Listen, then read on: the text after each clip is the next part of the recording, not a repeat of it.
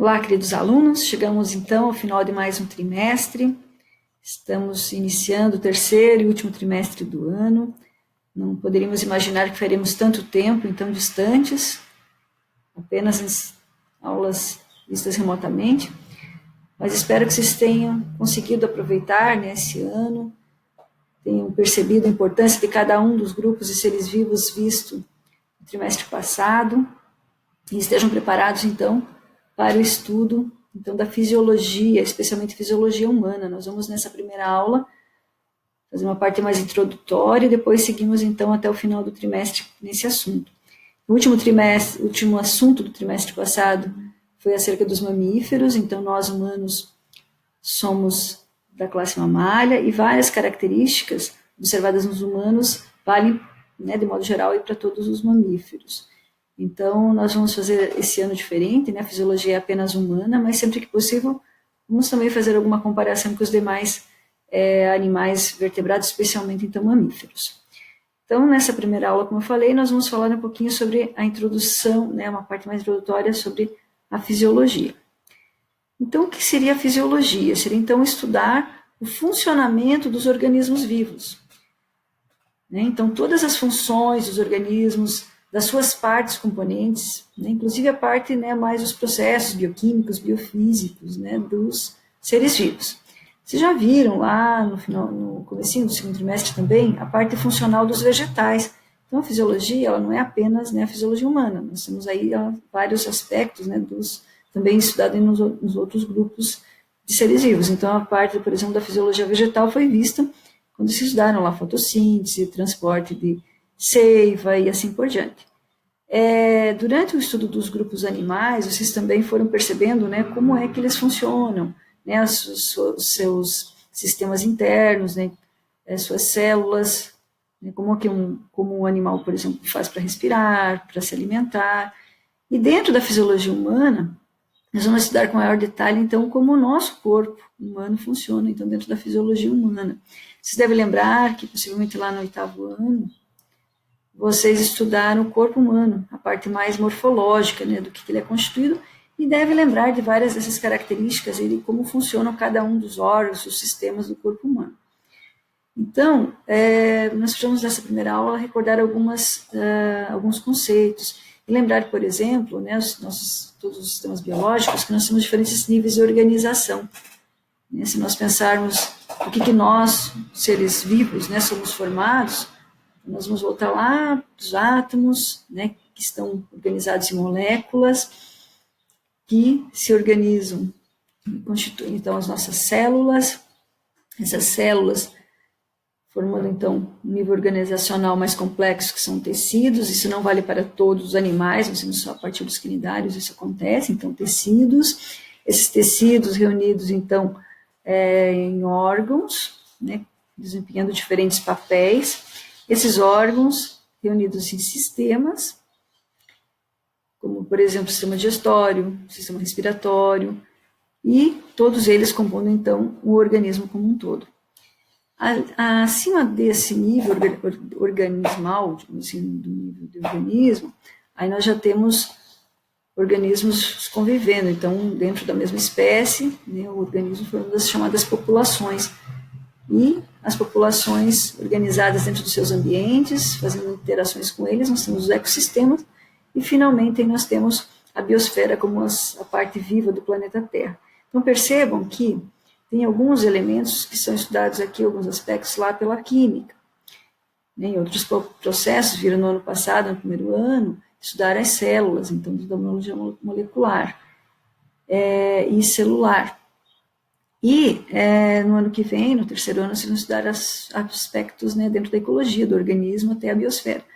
E aqui, na fisiologia, especialmente humana, nós estamos estudando desde o nível mais molecular, das macromoléculas, especialmente na parte das membranas celulares, até o organismo como um todo. Então, basicamente, a fisiologia ela vai estudar os diferentes níveis organizacionais, começando então pelas membranas, indo até o organismo todo. Então, não necessariamente nessa ordem, então nós vamos estudar, por exemplo, o sistema nervoso. Então, muitas vezes, para entender o funcionamento do sistema nervoso, nós vamos lembrar lá como é que é um neurônio, né, as suas membranas, como é que funciona para poder entender a transmissão do sinal elétrico. E assim por diante. Então, em diferentes momentos, nós vamos passar por esses níveis organizacionais, quando estivermos estudando, então, a fisiologia, porque a ideia é entender o organismo funcionando como um todo. Mas, para isso, então, ao longo desse trimestre, nós vamos passar por diferentes, né, níveis aqui biológicos para entender, então, como ocorre, então, o funcionamento de cada um desses componentes. Então, nesse trimestre, nós vamos estudar basicamente esses sistemas que estão destacados aqui em amarelo. Vamos começar falando do sistema digestório, então, desde o momento em que se obtém o alimento, até o destino final dos nutrientes, depois de digeridos, absorvidos. Depois, na sequência, será tratado, né, o assunto será relacionado ao sistema respiratório, a mesma coisa, então, como se obtém o oxigênio da atmosfera, levar até as células e depois retirar o gás carbônico e retornar até o ambiente externo. Então, toda essa parte aí do processo respiratório será vista nesse trimestre. Aí, na sequência, o sistema cardiovascular, tanto a parte do sistema sanguíneo quanto linfático. Então, nós veremos na sequência. Então, mesma coisa. Então, para que serve o sistema cardiovascular? Seria a parte, então, de fazer especialmente transporte, distribuição de substâncias dentro do corpo. Então, tanto a parte dos gases respiratórios, dos nutrientes, dos hormônios, a questão da própria temperatura, né, que é regulada em função da circulação sanguínea. Então, será visto na sequência. Depois, nós vamos estudar também o sistema urinário, ou mais especificamente aí dentro um pouco sobre a questão da excreção. Então, os produtos que são residuais dentro do nosso corpo, que estão em excesso, as regulações tanto no equilíbrio hídrico, a parte salina, tudo é visto, então, dentro do sistema urinário. Então, será visto na sequência, logo depois do cardiovascular. E mais para o final, então, do trimestre, será visto a parte mais de regulação, de controle do nosso corpo, dos nossos sistemas. Então, tanto na parte endócrina, serão, então, tratados, visto a questão dos hormônios. Vocês lembram lá nos vegetais também estudaram os fitohormônios, então aqui no corpo humano vamos ver, então, todo o papel aí do sistema endócrino. E também do sistema, então, nervoso e sensorial. Então, toda essa parte de regulação, de coordenação dos demais sistemas, feito por esses últimos sistemas aqui, endócrino, nervoso e sensorial. Além desses, e vocês já foram estudando, né, ao longo aí do estudo das ciências biológicas, vocês viram também a questão do sistema tegumentar, quando a gente falou, por exemplo, sobre a pele, né, dos diferentes grupos animais, inclusive dos mamíferos, qual é o papel do tegumento, desse revestimento corporal. Lá atrás também se estudaram um pouquinho mais especificamente sobre a questão do sistema reprodutor. Aqui na fisiologia a gente vai estudar um pouco mais sobre a questão hormonal, né, o controle hormonal da reprodução em si. Não vamos estudar o sistema reprodutor propriamente dito. A parte do sistema esquelético e muscular, vocês já viram também lá, especialmente no 8º ano. Nós não vamos falar especificamente desses sistemas, mas a partir do momento que nós estivermos trabalhando, por exemplo, sobre o sistema cardiovascular, nós vamos falar do músculo cardíaco. Quando estivermos tratando lá do sistema respiratório, a gente vai falar do diafragma, por exemplo, dos músculos intercostais. Então, a gente vai acabar falando desses sistemas, mas dentro, né, dos demais sistemas, conforme a necessidade. E ainda a parte imunológica. Então, alguns autores consideram como um sistema imunológico, propriamente dito, mas aqui nós vamos falar um pouquinho dele só juntamente lá com o sistema cardiovascular. Então, todos os sistemas precisam estar funcionando de forma apropriada, adequada, para que o nosso corpo como um todo funcione. Então, a ideia é que nós possamos estudar ao longo desse trimestre cada um dos sistemas, mas que no final vocês consigam entender o corpo funcionando como um todo. Então, vocês têm que perceber também a relação entre cada um desses sistemas do nosso corpo. E uma coisa importante é sempre imaginar assim, que o funcionamento, a função de cada um desses componentes, desses níveis organizacionais, nós temos que sempre observar como é que ele é feito, né, a anatomia, a forma desse componente, para entender a fisiologia, o funcionamento. Então, para eu poder entender como é que funciona, né, toda essa parte musculoesquelética, eu tenho que voltar lá para o nível celular e observar como é que aquelas proteínas estão dispostas dentro da célula muscular, para entender, por exemplo, como é que ocorre a contração da célula muscular, do músculo como um todo, e aí, finalmente, do sistema muscular esquelético.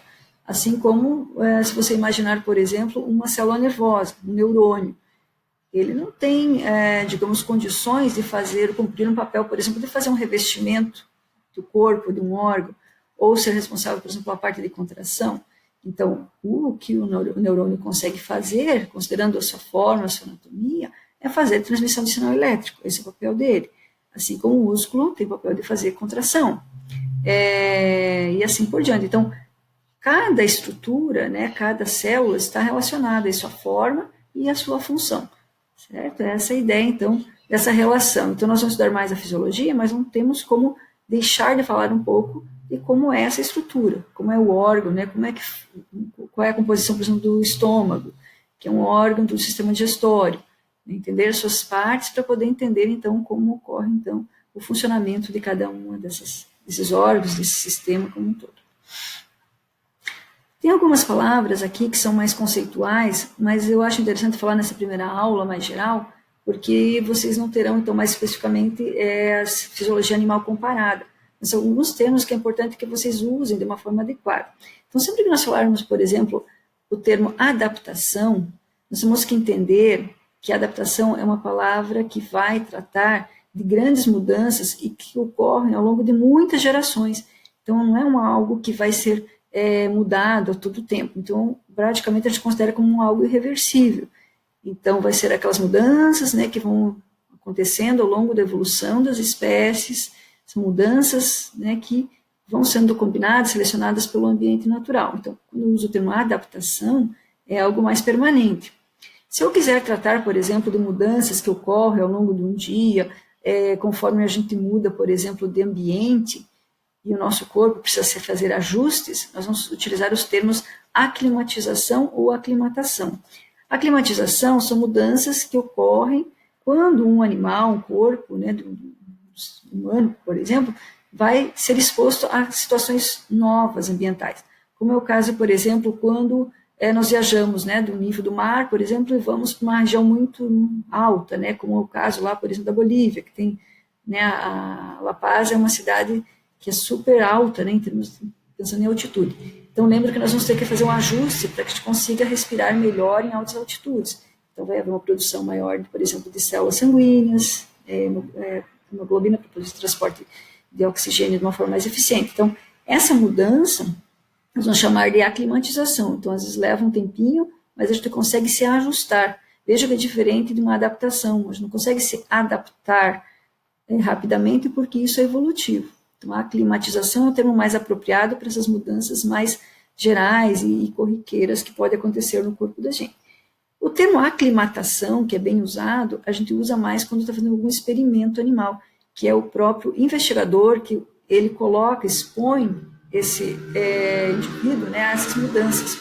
Ele faz isso como uma forma de pesquisa. Então, quando você quer, por exemplo, estudar lá se um peixe tolera mais ou menos salinidade no corpo d'água, então ele pode fazer lá um experimento e colocar diferentes quantidades de sais em diferentes aquários e vai fazendo ajuste e vai esperando, né, aguardando para ver se ele consegue ou não fazer esses ajustes. Então, o termo aclimatação é como uma climatização, só que nesse caso feito de uma forma mais experimental. Tranquilo? Então, quando a gente falar em ajuste, tanto de temperatura corporal, quanto de questão, pensando em termos respiratórios, que são mudanças, então, mais rápidas e dentro da nossa existência, então, a gente usa esses termos aqui, certo? Adaptação, vamos deixar, então, para vocês usarem, especialmente lá no terceiro ano, quando forem trabalhar, então, ou estudar a questão da evolução. Alguns outros conceitos, então, essa primeira aula é bem conceitual, é mais para dar suporte para o resto do trimestre. Então, temos que ter bem claro o que seria, então, o meio interno, quando nós pensarmos no nosso corpo. Por mais que nós tenhamos, então, um ambiente externo e com o qual nós interagimos, então, vamos imaginar aqui fora do nosso corpo, e aqui, né, toda a nossa, de forma bem sistemática, o nosso corpo, né, a parte interna. Então, nós temos aqui, basicamente, o quê? Todo o meio ao redor da gente, e nós vamos fazer trocas, interações com esse meio. Mas, de certa forma, a gente consegue manter uma boa proteção, né, do nosso meio interno, especialmente pelos líquidos que estão fluindo, né, ao redor, ao longo do nosso corpo. Então, esse conceito de meio interno é essa ideia, que a gente consegue manter, de certa forma, o nosso corpo protegido, né, das influências externas mais diretas. Certo? Então, a gente mantém o verdadeiro meio interno, né, especificamente quando a gente está pensando aqui nessas interações com o ambiente externo. Então, nós fazemos sim interações, mas o nosso corpo ele fica bem de certa forma, com a sua própria identidade, protegido desse meio externo, das influências diretas do meio externo. E quando nós falamos nos vários sistemas que compõem o nosso corpo, então nós já tínhamos falado lá quais são os sistemas que nós vamos estudar nesse trimestre, nós temos que perceber que eles estão integrados, eles interagem. Nós não conseguimos, por mais que nós vamos estudar um sistema de cada vez, nós temos que imaginar que todos eles estão trabalhando em conjunto para fazer o corpo como um todo funcionar. Então, nós vamos imaginar aquele nosso meio interno aqui, e aqui o ambiente externo ao nosso corpo. E aqui todos os sistemas, os principais sistemas do corpo. Então, vamos imaginar que o sistema digestório. Então, nós vamos observar o quê? Qual que é o principal objetivo do sistema digestório? É obter, então, especialmente os nutrientes, sais e água. Então, eles vão ser provenientes do ambiente externo, vão passar por um tubo, ocorrer modificações desses elementos e os resíduos vão ser liberados para o ambiente externo. Então, o nosso tubo digestório é como se fosse, algo que fosse, inclusive, externo ao nosso corpo, porque ele tem uma abertura, o alimento passa aqui por dentro, vai sendo digerido, e os nutrientes são absorvidos e os resíduos são liberados para o ambiente externo. Observe a interação entre o tubo digestório aqui e o sistema circulatório, por exemplo. Então, quando os nutrientes são absorvidos, eles vão circular pelo sistema sanguíneo. Resíduos do sistema sanguíneo, especialmente quando nós pensarmos aqui na parte do sistema respiratório, se pensarmos no gás carbônico, por exemplo, ele vai ser liberado das células, vai passar pelo sistema sanguíneo e vai ser jogado, então, para o ambiente externo. Então, quando a gente pensa no sistema respiratório, ele também tem uma interação com o ambiente externo para a obtenção do oxigênio e para a liberação do gás carbônico. E veja que o sangue é que faz toda essa parte da circulação, do transporte dos gases também, seja os que vão ser levados até as células, no caso do oxigênio, e seja os que vão ser retirados, no caso do gás carbônico. Aqui observamos também aqueles resíduos que vêm das células, que o sangue vai trazer, resíduos, especialmente, então, no caso aí, a ureia, compostos tóxicos, excesso de sal, excesso de vários compostos aí metabólicos que não são mais essenciais. Quando passar para o sistema urinário, lá nos rins, o sangue é filtrado e ele vai, então, retirar os excessos, as coisas tóxicas e jogar para fora. Além disso, também, se tiver água em excesso, ela pode ser eliminada uma parte aqui pela urina. Se estiver faltando água no corpo, aí ele retém mais. Então, essas trocas aqui do sistema urinário com o sistema sanguíneo está relacionado também a esses aspectos de regulação, de controle, de hídrico e salino, além de eliminar os resíduos indesejáveis para o corpo. Aqui nós temos, então, sempre lembrar que cada órgão, cada sistema, eles são compostos de células e de seus fluidos intercelulares.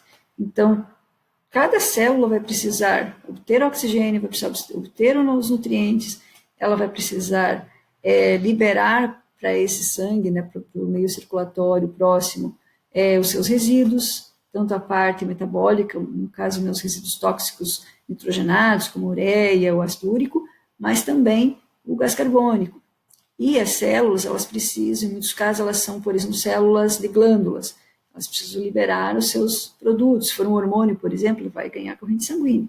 Então, essa integração entre os sistemas, ela vai ter que ser percebida ao longo do estudo dos sistemas ao longo do ano, desse trimestre.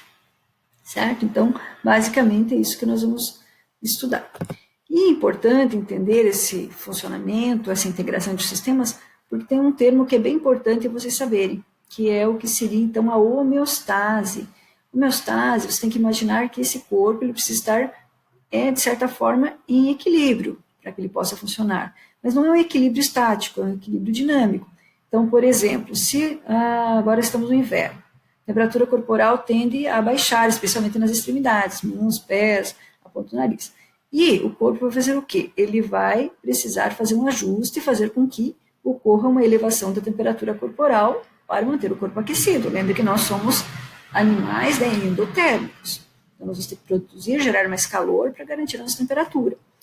Então, se o corpo conseguir fazer isso, ele vai fazer com que nós estejamos, então, dentro desse equilíbrio dinâmico. Então, a temperatura tende a baixar, mas o corpo tenta puxar para um equilíbrio para a parte de cima. Mesma coisa, daqui um pouquinho, você, por exemplo, está estudando, de repente começa a sentir fome. significa o quê? Que os seus níveis, né, de açúcar, de glicose, estão começando a ficar baixos. Então, o que o teu corpo vai fazer? Ele vai estimular, né, a tua fome justamente para você compensar e ingerir novamente nessa quantidade necessária para manter o equilíbrio, por exemplo, de açúcar. Então, aqui embaixo, por exemplo, como exemplo, os níveis de glicose um dia. Então, você vai ter vários momentos em que você vai ter um nível maior ou menor no sangue, mas ele tem que estar sempre dentro desse equilíbrio dinâmico. Quando ele começar a ficar muito baixo, o corpo vai estimular o aumento. Se tiver demais, ele vai mandar guardar, né, lá nas células como uma reserva essa glicose. Então, isso vai ser, essa homeostase vai valer para todas as variáveis possíveis aí no nosso corpo. Então, seja a questão do pH, de sais, de açúcar, de água, temperatura. Então, todos esses aspectos, pensando, né, em coisas que podem ser variáveis no nosso corpo, ele vai buscar um ajuste. Então, começa a aumentar demais, ele faz baixar. Começa a ficar muito baixo aquele nível, o corpo faz com que isso ocorra, então, um aumento. Então, homeostase seria isso, um equilíbrio, né, razoavelmente estável entre as variáveis biológicas, certo? Mas é dinâmico, não é uma coisa, vai ficar paradinho e está tudo certo. Não, ele faz isso o tempo todo, ele não tem trégua, né? Então, o corpo tenta buscar esses ajustes o tempo todo. Então, pensando em todos esses sistemas, como eu falei, mesmo os que a gente não vai estudar de forma muito detalhada, todos eles precisam estar né, funcionando de forma integrada para garantir essa homeostase, certo? Então, se o organismo está em homeostase, havendo uma mudança externa, por exemplo, ou interna, ele vai tender a sair desse equilíbrio, dessa homeostase. O que o corpo vai fazer? Ele vai tentar fazer essa compensação. Como eu falei, a temperatura do ambiente começou a ficar muito elevada. O teu corpo começa a ficar quente também. Então, ele vai tentar fazer o quê? Baixar essa temperatura. Ou lá internamente, né? Está baixando muito os níveis de glicose no sangue. O que ele vai fazer? Ele vai estimular a fome. Se você não se alimentar, ele vai tentar buscar de outra forma, buscar da reserva. Então, ele vai fazendo essas compensações. Se der tudo certo, ele conseguir fazer esse ajuste, você vai estar com tudo certo, funcionando, você está saudável.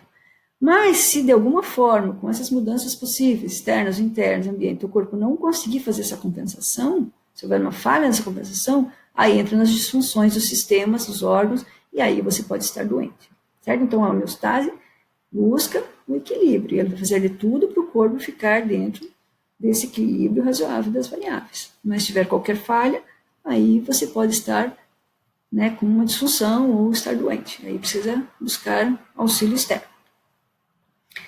Uma coisa interessante, alguns termos que são importantes saber também, é quando a gente chama de feedback ou retroalimentação. Porque essas variáveis, como eu falei, elas precisam ser o tempo todo controladas, reguladas.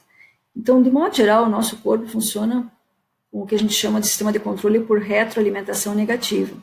Então, quando uma variável ela está tendendo, né, a alterar, seja, por exemplo, aumentando, o que o corpo vai ter que fazer? Ele vai ter que fazer essa variável mudar e fazer um ajuste para baixo. Então, por isso que a gente chama de retroalimentação negativa. Mais ou menos como imaginar o nosso refrigerador. Se você pensar no verão, principalmente, que ele funciona mais, ele está quietinho e, de repente, escuta, né, um movimento, barulho do compressor, fazendo o quê? Circulando novamente o ar para que ocorra o quê? Manutenção daquela temperatura que foi prevista para aquele refrigerador. Então, ele vai ficar fazendo o monitoramento dessa temperatura o tempo todo. Então, ele vai fazendo ajustes. Se começar a ficar a temperatura mais elevada, e não pode acontecer isso, ele vai fazer com que essa temperatura baixe.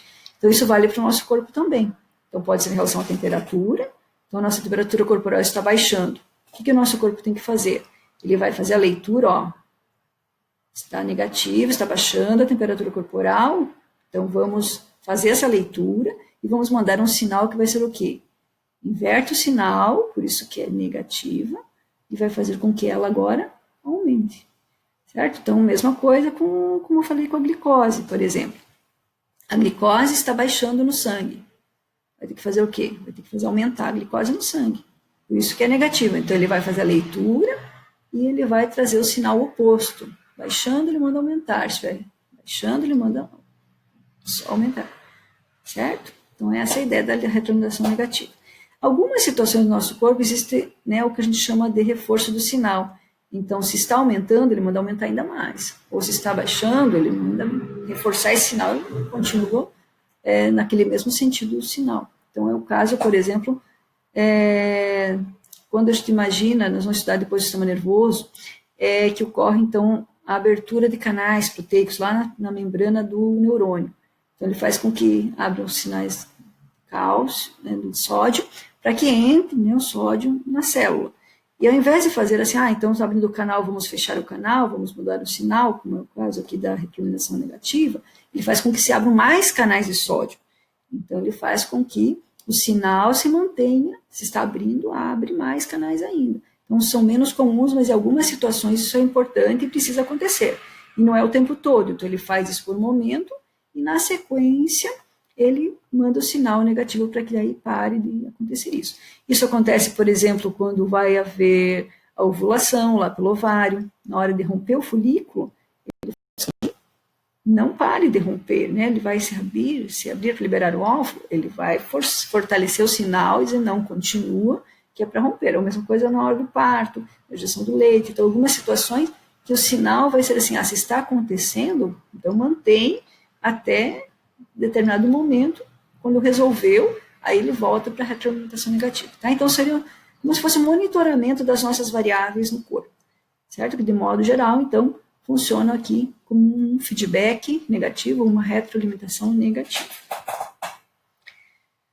E falar um pouquinho mais, então, esse meio extra-intracelular. Então, vocês devem lembrar um pouquinho lá da biologia celular, porque isso vai ser bem útil, né, bem importante para entendermos a fisiologia humana. Então, ter bem claro, né, a questão dos meios extra-intracelular. Então, desde o momento que nós formos falar, por exemplo, de trocas gasosas, de absorção de nutrientes, de transporte do sinal elétrico no neurônio, nós precisamos ter claramente esses conceitos aqui. Então, temos que lembrar que tanto dentro das células quanto entre as células existem líquidos. E nesses líquidos ele não é só água, ele vai ter várias moléculas que são dissolvidas e que vão ajudar aí na questão do funcionamento da própria célula, seja a questão de, né, mobilização de fontes energéticas, nutrientes, a questão da própria reparação celular e molecular, se for o caso. Então, temos que ter claro essa questão dos meios intra e extracelular, como nesse esquema aqui. Nós consideramos aqui os tecidos, as diferentes células, tem que lembrar que dentro delas, a maior parte dela aí é líquida. Dentro dela é o plasma, então líquido intracelular. Entre as células e as células de um tecido, de um órgão e outro, também tem fluidos, então é o líquido intersticial entre cada uma das células, fora da célula, mas entre elas. E ainda nós temos o próprio sistema sanguíneo, em que a maior parte do sangue é uma parte líquida, que é o plasma. Então, o plasma e os líquidos intersticiais são extracelulares. E a parte, então, que está dentro das células, então nós vamos considerar como líquido intracelular. Então, sempre que tiverem, né, alguma dúvida, voltem para esses esquemas aqui, porque nós vamos precisar disso em cada um dos sistemas que nós vamos estudar. E também, nós não vamos estudar mais o nível celular, vocês já viram lá no primeiro ano, mas não podemos esquecer dos principais organelas que constituem uma célula animal, porque nós vamos falar, por exemplo, de respiração. E nós vamos falar da respiração externa, nós vamos trazer, por exemplo, até a célula oxigênio, vamos largar aqui e depois nós vamos levar embora para o ambiente externo, para sair lá pelo pulmão. Mas tem que lembrar para que vai servir o oxigênio, que é lá nas mitocôndrias, né, em que o oxigênio vai ser utilizado. Lembra a questão dos nutrientes, vamos falar do sistema digestório, nós vamos trazer a glicose até as células. Para que vai servir essa glicose? Vai lá para a mitocôndria, junto com o oxigênio, vão fazer toda a questão lá da produção do ATP. Nós não vamos detalhar essa questão aí de respiração celular, do metabolismo celular em si, mas nós temos que ter ideia de que isso vai acontecer para poder fazer a conexão entre os sistemas, certo? Então, lembre do padrão geral aí das células animais, para entendermos, então, o funcionamento aí dos órgãos, dos sistemas, pensando em cada padrão aí de célula. Certo? Então, lembrar das mitocôndrias para pensar na questão de produção lá de energia, nossas usinas, força, lembrem lá dos ribossomos, que são eles que fazem a síntese das proteínas, né, os retículos, que vão, então, fazer distribuição e também ajudar aqui, especialmente se for rugoso, na questão da síntese proteica. o complexo golgiense, que vai fazer secreções, especialmente quando nós falarmos lá do sistema endócrino, falar de hormônios, falarmos deles, substâncias que são liberadas, secretadas por células, pensar nessas organelas e assim por diante. Então, tem que ter uma noção aí das células animais. Essa aqui em especial é uma célula bem generalizada e mostra aqui algumas modificações de membrana que vocês podem observar, especialmente lá na parede do intestino delgado. Então, o primeiro assunto que nós estudaremos aqui vai ser, então, o sistema digestório. Então, tem que lembrar que as células da parede do intestino delgado, elas têm as suas microvilosidades. Então, são essas modificações e adaptações de membrana que vão auxiliar a aumentar a superfície de absorção daquelas células. Então, esses aspectos são bem importantes se vocês lembrarem de uma célula animal. E lembrar, como eu falei, que ela tem esse padrão geral, interno, né, organização das suas organelas, mas que nós vamos ter diferentes tipos celulares. Então, quando nós estivermos falando, por exemplo, lá da questão do músculo intercostal e do diafragma, para falar sobre o movimento lá dos movimentos respiratórios. Tem que lembrar que são células musculares, especialmente as estriadas esqueléticas. Quando nós estivermos falando do sistema nervoso, temos que lembrar da estrutura padrão aí do neurônio. Certo? Então, cada um dos tipos aí celulares que vocês viram lá no ano passado, né, viu no Biologia Celular e Histologia, tem que dar uma olhadinha para lembrar, né, os padrões de uma célula epitelial, de uma célula muscular, os 3 tipos de músculo, célula nervosa, e lembrar também dos tecidos conjuntivos que vão, especialmente, a gente pensa aí no hematopoético, membrana do sangue e assim por diante. E, mais para o final agora, uma coisa que é bem importante vocês lembrarem também daquele modelo, mosaico fluido lá, o padrão das membranas celulares. Porque quando nós falarmos em difusão, falarmos em transporte ativo, transporte passivo, nós temos que ter essa ideia, esse modelo de membrana para entender como é que aquele processo acontece. Então, lembrando que, no geral, as nossas células, célula animal, de modo geral, então ela é lipoproteica, lembrando aqui dos fosfolipídios. No caso da célula animal também, aqui representando o colesterol, que ele é estrutural nesse caso também. Então, a célula vegetal não tem colesterol, só as células animais. Então, mostrando esse padrão estrutural, então, fosfolipídico, a natureza mais lipídica, e as proteínas, que podem ser tanto integrais, que vão atravessar toda a parede de um lado ao outro, para a membrana, quanto algumas que são mais curtinhas e não atravessam totalmente a membrana aqui. Então, essas proteínas, elas são bem importantes, porque nós vamos falar, por exemplo, de proteínas que vão servir como canais para a passagem de substâncias. Proteínas que vão, né, além de ser estrutural, manter a forma, né, da própria membrana, da própria célula, estar auxiliando aí nos transportes entre meio externo e interno, por exemplo, da célula. Tranquilo? Então, lembrar desse modelinho da membrana também. Isso vai ser bem importante. E, lógico, para fechar aqui, nós vamos precisar muito lembrar dos transportes através da membrana. Então, aí você tem que lembrar do transporte ativo, dos transportes passivos, do transporte dissoluto, do transporte de água, ou solvente. Tranquilo? Então, aqueles que precisam de energia, gasto ATP, então, nós vamos ver algumas situações que isso é importante, que deve ser possível. Então, aquele que é contra gradiente, e aqueles que são a favor de um gradiente e que vai ser, então, os mais simples, né, que vai permitir passagens sem custo para a célula, que são as difusões, tanto a difusão simples quanto a facilitada. Então, nesse caso, vai a favor de um gradiente, significa o quê? Que, quando a gente pensar lá, por exemplo, no oxigênio atravessando a parede, lá do alvéolo, dentro do pulmão, indo para o sangue, uma difusão simples. Então, não tem custo. O oxigênio é uma molécula bem pequenininha, assim como a retirada do gás carbônico.